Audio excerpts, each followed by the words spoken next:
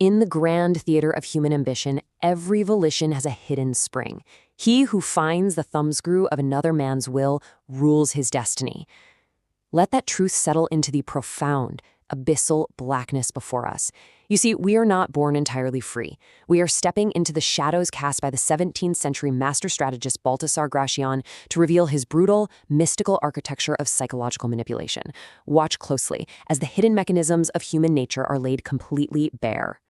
Read this foundational law slowly. Feel the weight of its absolute, calculating certainty.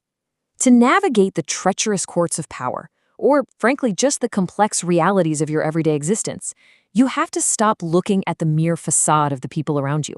You have to start looking for the gears grinding beneath. Every single action, every grand ambition, even a quiet surrender, it all stems from a hidden spring. And the one who possesses the insight to locate that spring, well, they hold absolute dominion. Step 1. The Thumbscrew of Motive. Now, what exactly is this thumbscrew? Gracian isn't talking about a piece of physical rusted iron, no. He's talking about a hidden vulnerability that every individual harbors. And understand this, it is not a flaw to be pitied. To the practitioner of worldly wisdom, it is an entry point. It's the exact coordinate where a person's defenses are at their absolute thinnest, just waiting with a kind of profound inevitability to be exploited. It is the psychological mainspring, the master key to checkmate free will.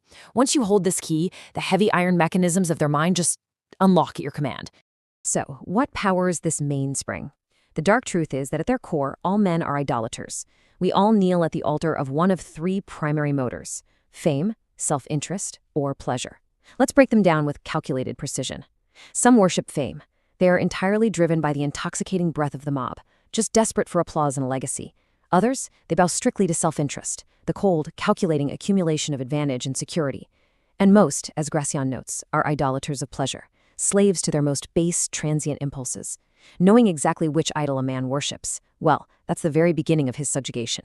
The instruction here is absolute. First, guess a man's ruling passion. You don't appeal to a person's higher reason to move them. That's a mistake. Instead, you isolate and tempt the lowest, most fundamental parts of their nature. If he worships fame, you offer him the spotlight. If he worships interest, you show him the gold. If pleasure, the temptation. By appealing directly to these primal motors, you effortlessly bypass their conscious intellectual defenses. You speak a single word, you set the temptation in motion, and infallibly, you give checkmate to his freedom of will. The ancient chess pieces literally start moving themselves. Step 2. The Trojan horse strategy. To actually use this strategy, we must completely obscure our own motives. Remember, life is a warfare against human malice, and transparency is a fatal error. As Gracian points out, sagacity fights with strategic changes of intention. The master strategist is practically a phantom. You aim in the air with dexterity, projecting a completely false purpose to lure your opponent's intelligence into a carefully laid ambush. And then, you strike home in an entirely unexpected direction. You have to begin with another's agenda to end with your own. Here is the actual architecture of that feint. Step 1. Let a false purpose appear. Give the opposing intelligence something to fixate on, something that seems entirely logical. Step 2. Attract the opponent's attention. Let them believe they've foreseen your moves and anticipated your desires. Let them build their heavy defenses around that very illusion. And step 3. Conquer by the unexpected. When their watchfulness is entirely consumed by the phantom you've created, you pivot. You strike where there's no armor. But what if there's a penetrating intelligence on the other side anticipating this? Well, you have to change your game, to change your deceit. You must constantly vary your approach. When your artifice is foreseen, the strategist rises to a higher, more mystical flight. How? By using truth and simplicity itself as the ultimate camouflage. It's brilliant. You cheat by not cheating. You found your deception on the greatest candor. By presenting absolute, unvarnished truth, the opposing intelligence, which is entirely expecting a trap, becomes hopelessly entangled in its own paranoia. But think about this for a moment. What happens when the thirst is quenched? It's a dark rhetorical question, I know, but it's the crucial bridge between a tactical strike and the establishment of permanent, unbreakable control. If you give someone exactly what they desire, if you fully satisfy the idol they worship, what actually binds them to you the next morning? The answer is nothing. Absolute nothingness. Step 3. The architecture of desire.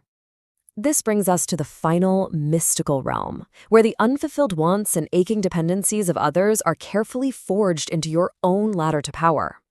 Gracian distills this with just devastating elegance. Not he that adorns, but he that adores makes the divinity. You see, the supremacy of a ruler or the influence of a master doesn't actually rely on their own brilliance or their inherent goodness. It relies entirely on the agonizing, continuous, unending need of their subjects.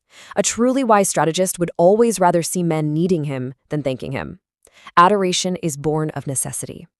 We absolutely must systematically dismantle the foolish, romantic illusion of gratitude. To trust your fate to a man's gratitude is naive, and frankly, it's fatal. Gratitude is a burden. It's a debt that people deeply resent and very quickly seek to forget. It possesses a notoriously short memory. Hope, on the other hand, hope is a ravenous hunger. Hope possesses a long, enduring memory. Keeping men on the threshold of hope is literally the only reliable, iron-forged chain capable of binding human loyalty. So here are the cold, precise laws for cultivating that power. First, keep them on the threshold of hope. Let them see the promised land, but never let them fully cross the border. Second, never satisfy the thirst entirely. Give them just enough water to survive, enough to praise you, but keep the core of their thirst alive. And third, make yourself perpetually needed. Another person's unfulfilled desire is the very mortar in the architecture of your success. The moment you become unnecessary, you become invisible. Think of it this way. The orange once sucked falls from the golden platter into the wastebasket. When dependence disappears, good behavior and respect vanish instantly right along with it. Someone who has completely satisfied their thirst turns their back on the well. If you give everything, if you allow yourself to be entirely consumed and utilized by another person, you will inevitably fall from the golden platter of their esteem directly into the abyss of their disregard. Therefore, the absolute necessity of your survival is dictated by this one rule. Preserve your power by keeping hope alive without ever entirely satisfying it. And make no mistake, this isn't merely some tactic for dealing with subordinates. This is a profound strategy that remains devastatingly potent even when you're manipulating a patron upon a throne or a superior who foolishly believes they hold the reins. By preserving their desire, by being the sole architect who can inch them toward their idol, it's actually you who holds the true power in the shadows. So we return to the abyssal blackness. We return to the hidden spring. You have seen the architecture of manipulation. You've seen the thumbscrew, the Trojan horse, the calculated cultivation of unquenchable desire.